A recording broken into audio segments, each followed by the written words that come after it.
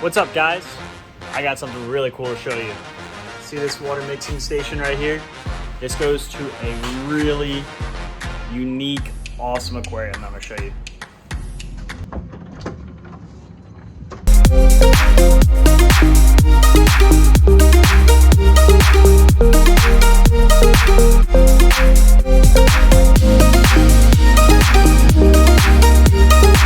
So this is a 180-gallon L-shaped aquarium. It's custom made.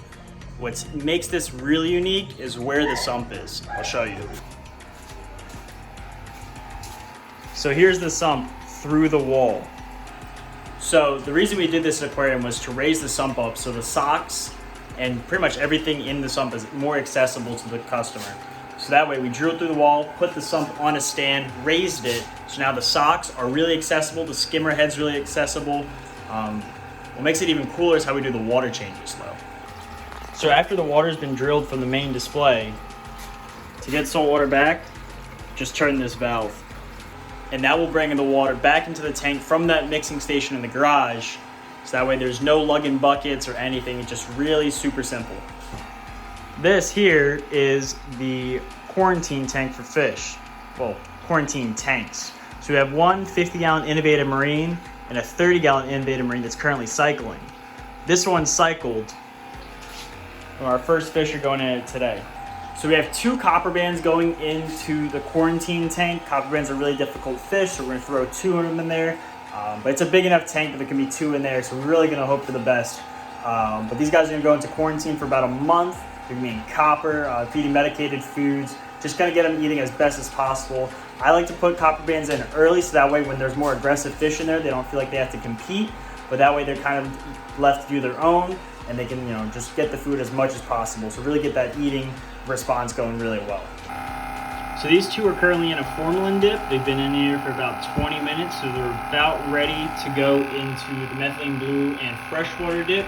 This is all, just so whatever they come in with, it's gonna go right into the quarantine, or it's not gonna go into the quarantine tank, it kind of stays with them.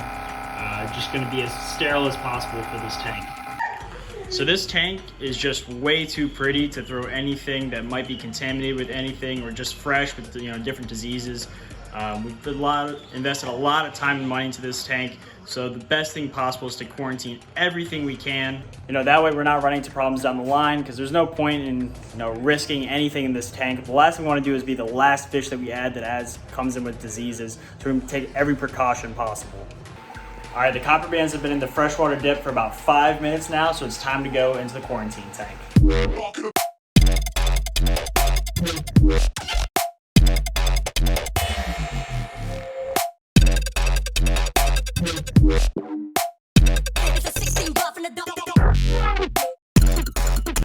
So it's the next day. I brought out some Anthias for the QT tank to go in with the copper bands.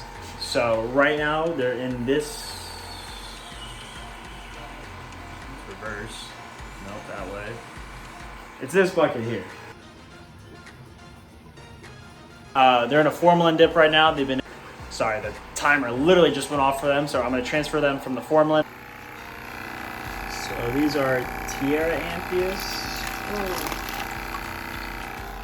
Over to freshwater. Oh, dude, get in the net.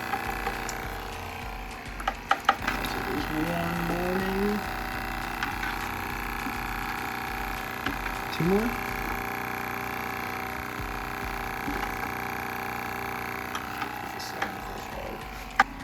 So they look rough now because it's freshwater, so you just got to give them a second. I believe that is all of them. So it's been about 2-ish minutes. They're Anthias, so you don't need to go too long, and you don't want to go too long because they're a little delicate. So it's been about 2 minutes, so we're going to pop them into the 50.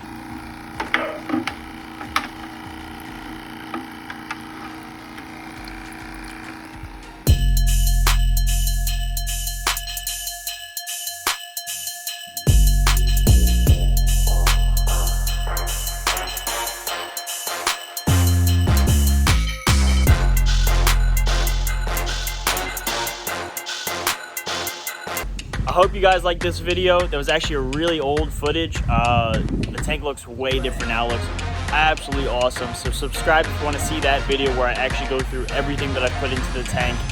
Comment what else you want to see on this channel, like the video, and I'll see you next time.